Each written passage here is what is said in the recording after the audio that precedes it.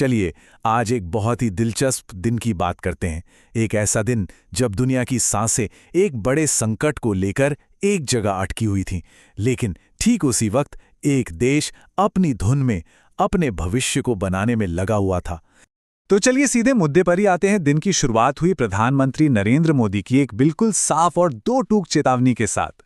उस समय middle east में तनाव समझिए उफान पर था और दुनिया के सबसे जरूरी समुद्री रास्तों में से एक पर खतरे के बादल मंडरा रहे थे। अब ये जो सारी बेचैनी थी, इसकी जड़ में क्या था? इसकी जड़ में था ईरान, इजराइल और अमेरिका के बीच बढ़ता हुआ टकराव। एक ऐसा टकराव जिसने पूरी दुनिया को आप कह सकते हैं एक अनिश्चित मोड़ पर लाके खड़ा कर दिया था।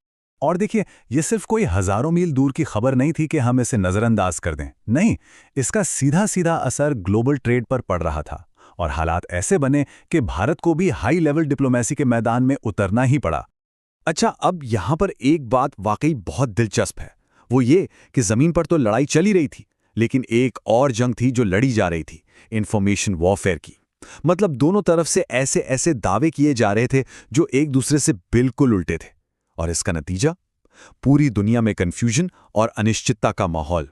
तो ये तो हुई दुनिया की बात। अब देखते हैं कि इस ग्लोबल तूफान की लहरें हमारी अपनी अर्थव्यवस्था के तट से कैसे टकरा रही थीं। और हां, असर काफी गहरा था। 51 लाख करोड़ रुपए। सोचिए जरा, कितनी बड़ी रकम है ये। अगर इसे सही तरह से समझना हो तो ये हमारे शेयर बाजार का एक बहुत बड़ा हिस्सा है जो सिर्फ एक महीने के अंदर इस टेंशन की वजह से स्वाहा हो गया। इससे पता चलता है कि दुनिया के एक कोने में लगी आग की तपिश हम तक पहुंचने में देर नहीं लगती। अब देखिए, सोना, जिसे हम सब संकट के समय का सेफ हेवन मानते हैं, मतलब सबसे सुरक्षित निवेश, उसकी भी हालत डामाडोल हो गई। पिछले सिर्फ 24 दिनों में प्रति 10 ग्राम की कीमत में इतनी बड़ी गिरावट आ गई। और ये नंबर, ये हमारी अपनी करेंसी पर पड़ रहे जबरदस्त दबाव को साफ साफ दिखाता है। भारतीय रुपया अमेरिकी डॉलर के मुकाबले अपने ऑल टाइम लो पर, मतलब अब तक के सबसे निचले स्तर पर पहुंच गया। तो जब बाजार में ऐसी उथल पुथल मची हो तो सरकार का सबसे पहला काम क्या होता है? लोगों में पैनिक फैलने से रोकना। और वही किया गया।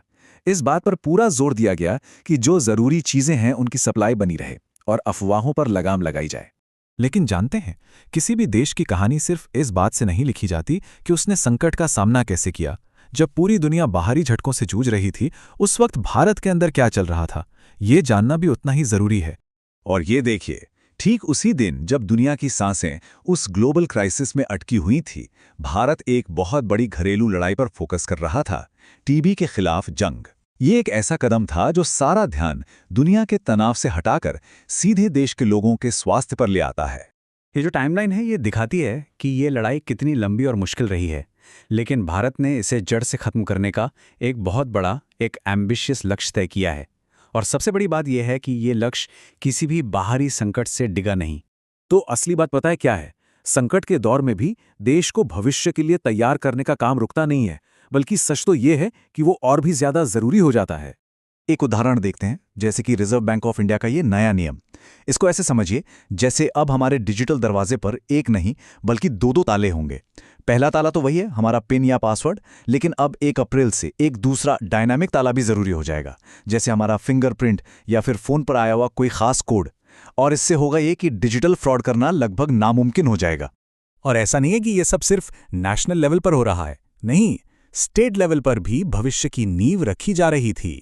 जैसे उत्तर प्रदेश कैबिनेट के ये बड़े फैसले जो सीधे सीधे किसानों और शहरों के विकास से जुड़े हुए हैं। और आखिर में ये एक बड़ा सवाल हमारे सामने आता है, किसी भी देश का असली चरित्र किस बात से पता चलता है? इस बात से कि वो संकट में कैसे रिएक्ट करता है, या इस बात से कि वो उस संकट के बावजूद भविष्य के लिए क्या बना रहा है? सोचने वाली बात है।